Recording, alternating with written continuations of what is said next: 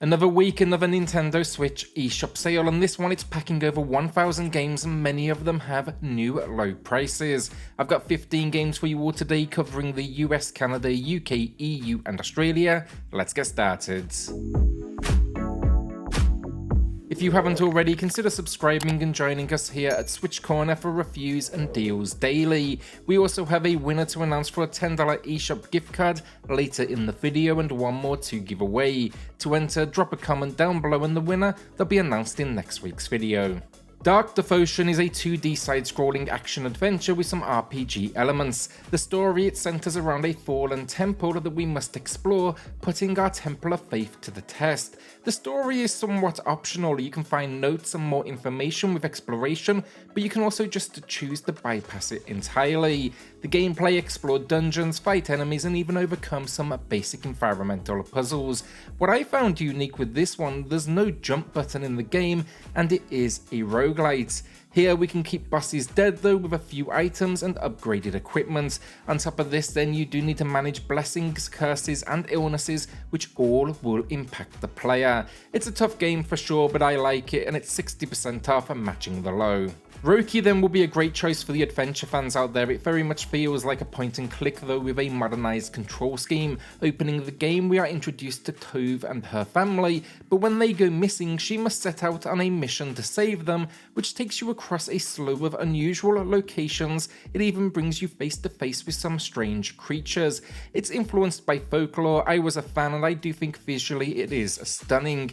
Expect some basic puzzles along the way as well, but I do think this is going to be a good choice for any age range. It's 72% off then, that is a new low price. Zengeon is here with 55% off, a new low price, and look at this one as a spin on Hades with an anime focus. While there's little in the way of story here, the action is good fun with multiple characters to choose from and master. Now I reviewed this on the channel, it's definitely unique with some fun locations and some of the moves are so over the top, but it also has a few issues as well. It's maybe a little too easy in comparison to its idols. I was able to complete my first run in around 4 hours.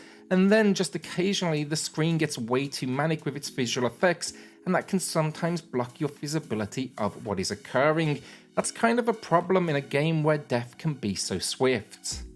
Horizon Chase Turbo is here with 80% off, matching the low. It's been a while since I've called it out. Great racer for any retro fans out there. Think Outrun or Top Gear are the past. I want to see a sequel personally, but they've supported this one now for a long time. There is even a F1 paid DLC, which is just very cool stuff. Come here for everything from quick races to a career mode, which will take you all over the world. I have really no complaints with this one, it's just good, solid arcade racing. I do just wish it kind of had online play as well. Ys Origin is an action RPG that released back in 2006 in Japan, and since then we've had a number of translations hit different systems. Now most recently that was of course the Switch build, and I reviewed this one on the channel. I am definitely a big fan. The gameplay, it's a prequel to the prior installments, and the story here, demons invaded the land, guardians lifted you to the sky, but now these demons, they're kind of determined, so they build a tower to bring the battle to you in the sky.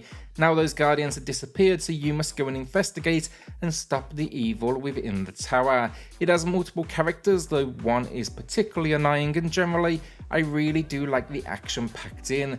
The only warning, I'll say this, given its age, it often looks and feels dated, and the environments, these locations, they can get a little repetitive.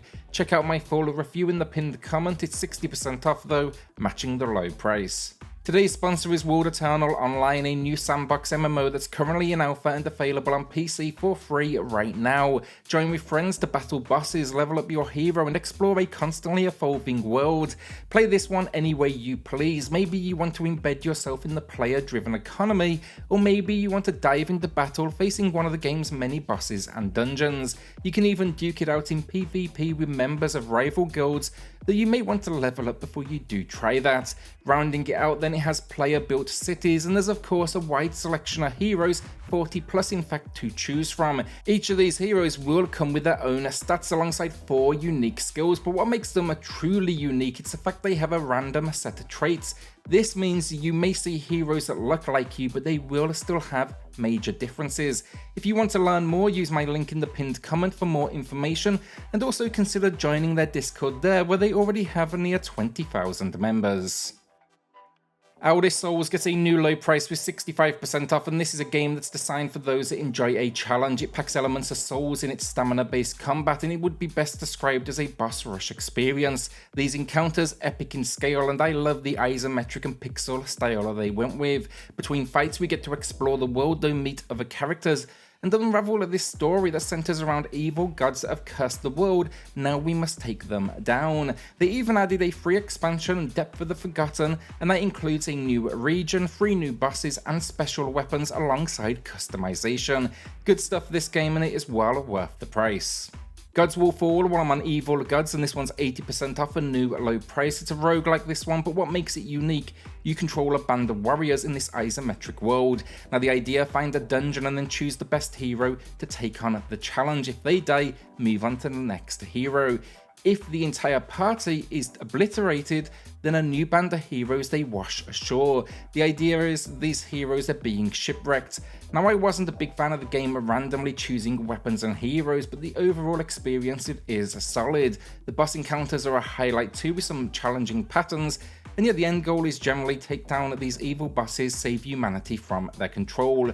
You can pick up the deluxe edition as well for an extra $1, which adds in 3 new gods, new weapons, new items, new skills, and new cosmetics. Blue Fire is often described as Hollow Knight 3D, and I do think that is a good description. It goes on sale pretty frequently also, but I was playing it just recently, and I really hope we see more from this world.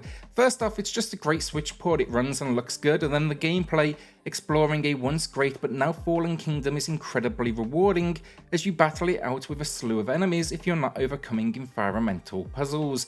What I like with this one though is the challenge rooms, ultra difficult platforming sections that I got addicted to. It's 60% off then, matching the low price. Tales of Iron gets a new low price, 65% off. This one is a side-scrolling action RPG with Souls elements. It is on the shorter side for the genre, or at least than I expected, 10 or so hours, but they did add a free DLC pack recently which added a new quest line, new difficulty options, and 5 new bosses. Transparently, this is content I'm still yet to tackle.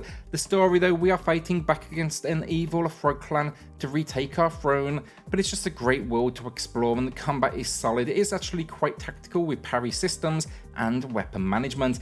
Think here, heavy armor will protect you but also slow you down at the same time. It's really a game of figuring out what are the best compromises to make for your hero and your own playstyle.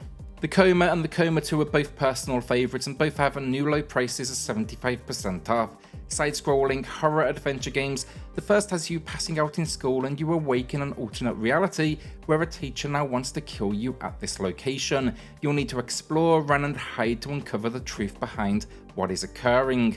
The sequel, though, even better. It expands upon the world beyond the school and builds on the gameplay in nearly every way. There's also a massive cast now packed in.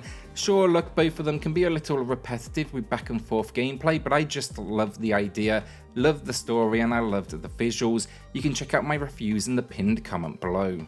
Warborn got mixed opinions at launch. Some liked it, like me, others not so much. Check out SwitchUp's video for a good counterpoint to my opinion. Now I do understand the complaints. At times mission structure can be a little simplistic, and the visuals, they probably didn't reach their full potential, but I do think overall the strategic gameplay is solid, and at launch we didn't have a whole lot to choose from. It features a campaign with over 40 missions, skirmishes and multiplayer, as well as a map editor, though I will say these are extremely small locations, so there's not a huge amount you can do with them.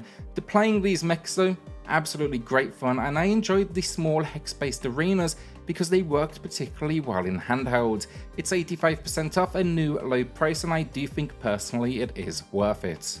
Windbound then is on sale for 90% off, and while we've seen this price in the US and Canada, it is a new low for those in the UK, EU and Australia. I think it's known at launch I was not a fan of this game. It was a simple reason: the game, it was just completely broken, it crashed constantly, and because the game is built around permadeath that destroyed your progress. Well, now it is fixed, and I don't think it's perfect still, but you can have some fun with it. If I worried you with permadeath as well, I do know there is an easy option packed in which does save your progress. The thing I don't like with it, the idea gets repetitive quickly. Visit these multiple locations, light these beacons, it never changes the formula up. But what I do like is the combat, the exploration, the sailing, and of course the ship building.